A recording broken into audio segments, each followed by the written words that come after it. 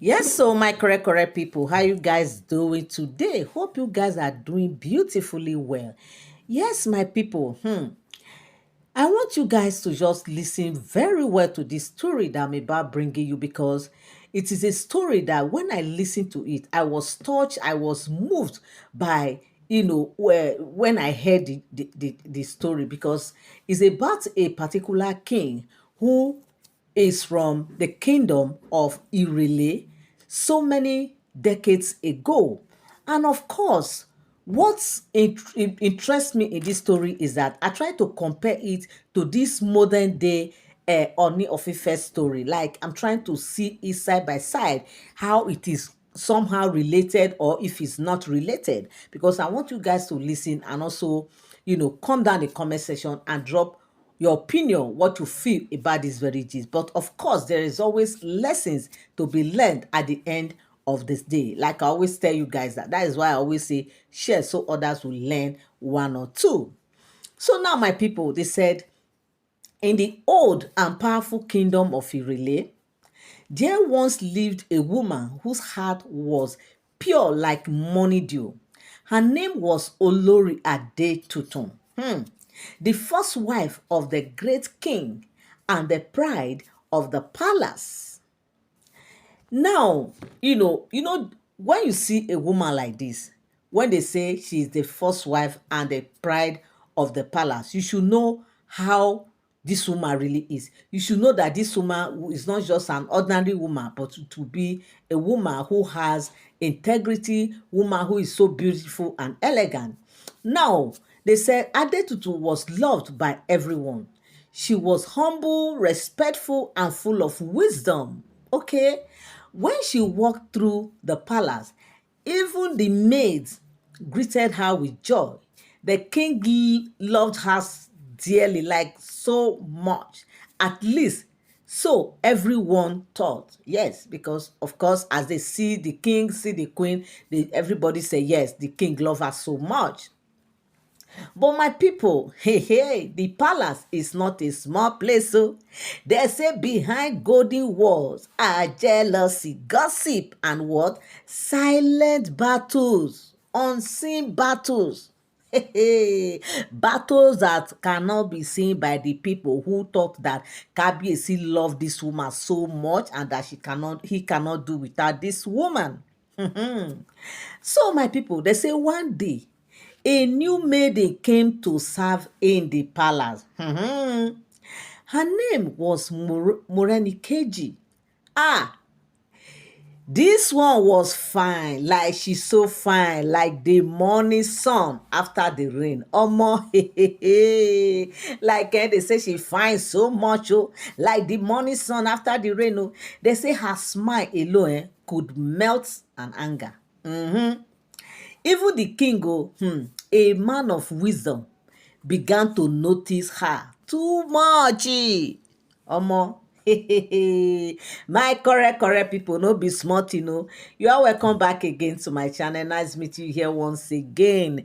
It is my pleasure to have you here. If you have been watching, you have not subscribed, subscription is free. All you need to do is just to tap on that subscribe button, turn on your notification bell so whenever I drop my videos you get notified. Share so others will learn one or two, but don't forget that all these are all alleged speculated stories. They are not for sound information. Yes, so my people, in fact, give this video a thumbs up. My correct people, they say at first Olori Adetutu did not suspect anything. She believed her husband was loyal.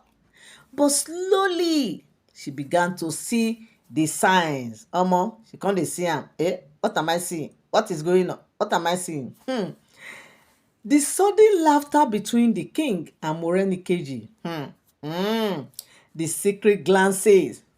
The excuses to call her into private chambers. Omo, And they say one morning, one beautiful morning, the news broke. Morenikeji would become a new Olori.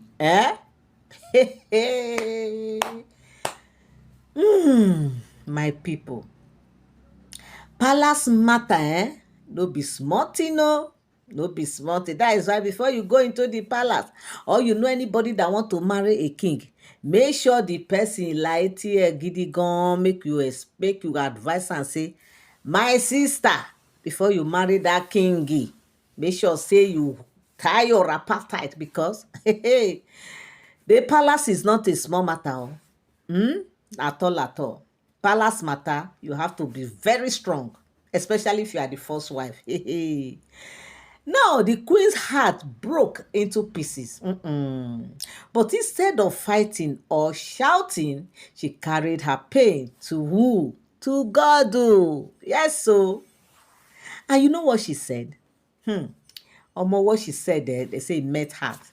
They said when she got to God, they said she said, if I fight, I will lose my peace. But if I forgive, heaven will fight for me. Omo, what a wisdom. True, true, eh?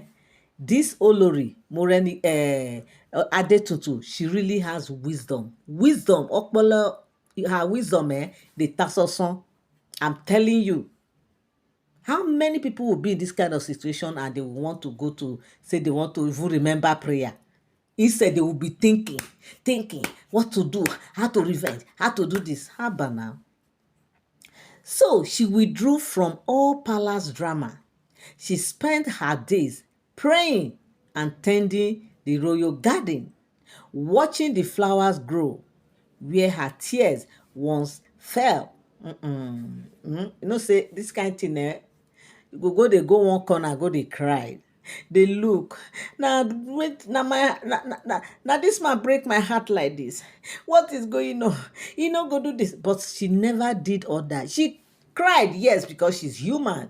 Okay, she cried, but she never utter negative words. She never said anything negative to Morenikeji or even to the husband. She only went to God in prayers, and she seeks for how to forgive. But of course, even though it's not easy, but she went to prayer just to wail off her burdens. Then they say one strange night something happened that shook the whole kingdom. Morenikeji fell sick, a sickness no herbalist could cure. The king ran from shrine to shrine, from healer to healer. Nothing worked. Omo, who say prayer no good? Who say silence is not golden, my people? One evening full of shame, he came to Olori Adetutun's chamber. He knelt before her and said with tears in his eyes, a whole king, a whole oga patapata, went into Adetutu's chamber, went on his knees, a whole king. I just say they say king no dey cry. Hey, and they said with tears in his eyes. You know what they said he said? Listen. They said, the king now said, Adetuntun, forgive me. I betrayed you. Please pray for her. Only your heart can save her. Like this man now is pleading that, the king is begging Adetutu to forgive Morenikeji. Because of course, despite the fact that Adetutu never uttered a word, despite the fact that she never said anything that would make the king to even believe that it was because of her that made Morenikeji to fall ill, that nobody could cure.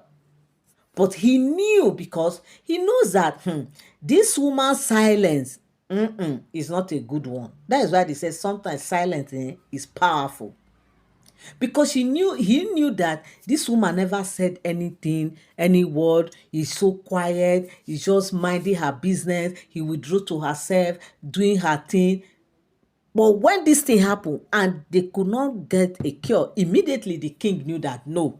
Because when these things was going on, he never carried Adetutu along. He did not even seek Adetutu's consent whether to marry Morenikeji, or whether to have anything to do with her.